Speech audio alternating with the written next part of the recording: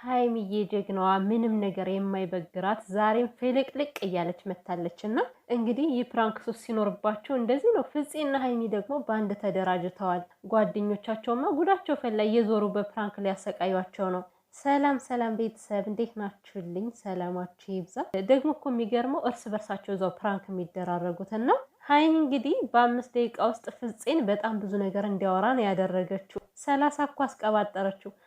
ወንድሟንኝ እህቷንኝ ያስባለችው እኮ ውዶችዬ ማለት ነው። ፍፄ ግን እኛ ሳናውቀው ገዳም ገብቷል እንዴ? መልኩሷል። ይሄ ነገር ለኔ አይሆንም፣ ፍቅር ለኔ አይሆንም ማለት እኮ። ፍፄ ግን በጣም አስቂኝ እየሆነ እየመጣ ነውና ፍፄያችን ምን አስበ ነው? ቲክቶኩ በሙሉ እኮ የጋራችን እያለ የሚፖስተው ብዛቱና ፍቅር ለኔ አይሆንም እኔ ለፍቅር አልሆንም ብለ ወሽመጣቸውን ትቆርጠዋለ እንዴ? ስንት ሰው አሰብስቦ እየጠበቀ ይሄማ ጥሩ አይመጣም። አይ ቅመሟ ያታመጣው የለ ዛሬ መብሳቅን የገደለች። እስኪ አይን ላይ ተያዩ አለች። ማርያም በጣም ነው ያሳቀችኝና አይን ላይ ተያዩ ስትለው ማለት ነው። እስኪ የሀይሚን አይን ፈጠጥ ብለሽ ይዋላል።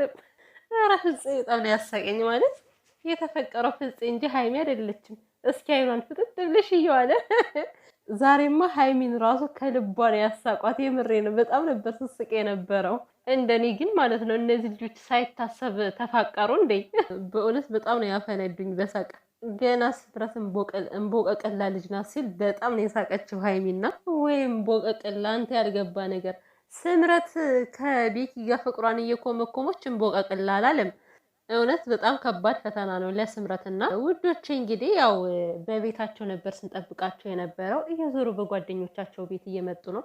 ብሩኬም ራሱ አይታችሁት ከሆነ በሌላ ቤት በዊና ቤት ነው አይደለም፣ በሌላ ቤት መጥቷል። ብቻ እንግዲህ ሀይሚዬም በሌላ በኩል እሱም በሌላ በኩል ጓደኞቻቸውን እያበረቱ ነው ያሉት ማለት ነው። እና ዛሬ በሀይሚ መምጣት እየቻሉ እነሱ ግን የእነሱን ጊዜ መስዋዕት አድርገው ለጓደኞቻቸው ሰጥተዋልና እግዚአብሔር ይባርካችሁ የኔ ውዶች።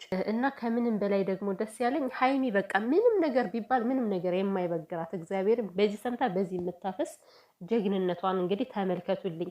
ምንም ነገር አልመሰለትም። ፏ ብልጭ ብላ ነው የመጣችው።